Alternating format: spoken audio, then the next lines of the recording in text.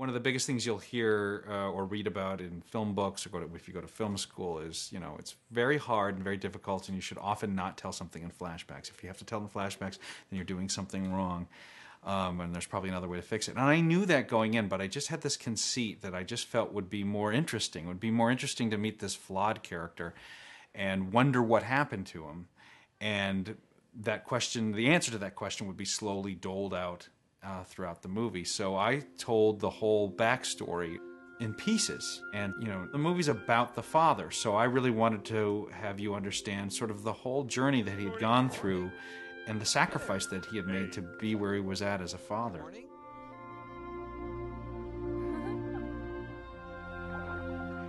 I started the first flashback at the beginning of the movie with just love at first sight. Hello.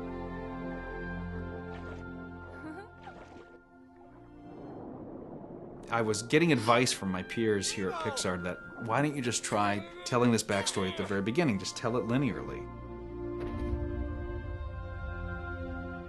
And it just sort of took out the excitement for me.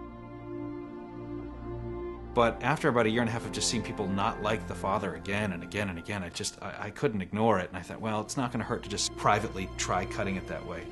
And the minute I took all those moments out and put them all to the front, not only were you immediately caught up in it, but you immediately empathized with the father. I won't let anything happen to you. And so even though for the rest of the movie, from right after that first prologue, he complained just as much, he was overprotective just as much, he was just as anxious, I didn't have to change any lines, I didn't have to change any present-day scenes. It's because you understood where he was coming from. You suddenly saw the world from his point of view, and it just made all the difference in the world. I did everything I could